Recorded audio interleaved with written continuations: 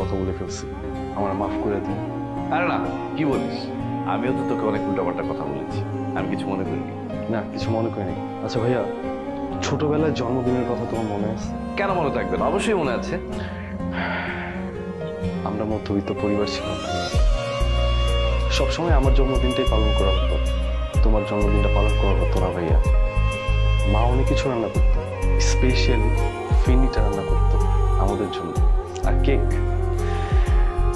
আমার জন্য যদি কেক না আনতো আমি পাগল হয়ে যেতাম, কান্নাকাটি করতাম, অনেক কান্নাকাটি করতাম। তখন তুমি গিয়ে কিন্তু আমার জন্য কেক নিয়ে আসতাম। হ্যাঁ মনে আছে, আমি তো তোর জন্য কেক নিয়ে আসতাম। ভাইয়া তোমার মনে আছে, তোমার স্কুলে যাওয়ার পকেট মানিটা তুমি জমাইতা, সেটা ব্যাংকের মধ্যে ফেলতা। 1 বছর পর আমার জন্মদিনের জন্য ওয়েট করতাম, সেই ব্যাংকটা তুমি ভেঙে ফেলতা। আমি অনেক খুশি হইতাম, আমার কাছে অনেক আনন্দ লাগতো। আরে এইসব কথা বাদ দে তো, এখন এইসব কথা বলতেছিস কেন? ভাইয়া হ্যাঁ, একটা কথা কি মনে আছে তোমার? আমাদের বাবা মারা যাওয়ার পর আমার যত খরচ আছে, সংসারের যত খরচ আছে, এই সব কিছু তুমি বহন করতে। তুমি একটা ছোট্ট একটা জব করতা, যেটা স্যালারি অনেক অল্প ছিল, অনেক অল্প। এই স্যালারি দিয়ে তোমার কোনো কিছু হইতো না। তুমি অফিসে যখন যাইতা, কখনো পায়ে হেঁটে যাইতাম, কখনো বাসে করে যাইতাম, কিন্তু আমার সব খরচ তুমি বহন করে গেছো। আচ্ছা বাদ দে না, বললাম তো এইসব কথা বলিস না।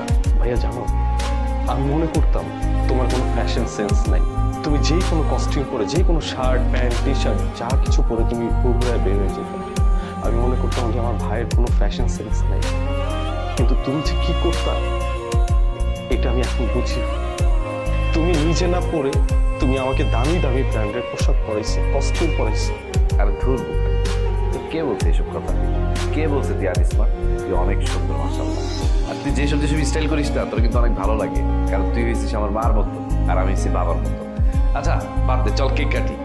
ভাইয়া, তুমি আমার বড় ভাই হওয়ার পর আমার সব দায়িত্ব বাবা হিসেবে তুমি সবকিছু পালন করছো। তার বিনিময়ে এই ছোট ভাই তোমাকে কি দিতে পারছে? কিচ্ছু দিতে পারেনি, কিচ্ছু না ভাইয়া।